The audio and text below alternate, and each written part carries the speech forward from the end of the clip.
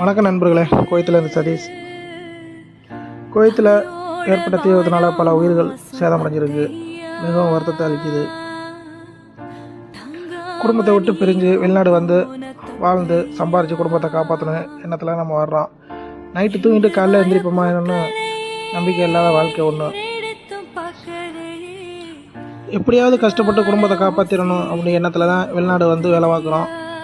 ஆனால் நான் வந்த 8 வருஷத்தில் இந்த மாதிரி சம்பவம் நடந்ததில்லை. இது எல்லாருக்குமே பெரிய ஒரு பேரழிவு தான் நினைக்கிறேன். இனிமேல் இந்த வீடியோ பார்க்குறவங்க யாரும் வெளிநாட்டுக்கு வந்து வேலை செஞ்சு நம்ம குடும்பத்தை காப்பாற்றணும் அப்படின்ற எண்ணத்தில் யாரும் வராதீங்க. அவங்க சொந்த ஊர்லேயே இருந்து சொந்த நாட்டிலே இருந்து வேலை பார்த்து சம்பாரித்து குடும்பத்தை காப்பாற்றுறது என்னுடைய கோரிக்கை. நானுமே வெறுத்துட்டு 8 வருஷத்தில் நீ போதும்டா சாமி அப்படின்னு தான் ஆயிடுச்சு. இந்த மாதிரி வீடியோலாம் பார்க்கையில் மனசுக்கு ரொம்ப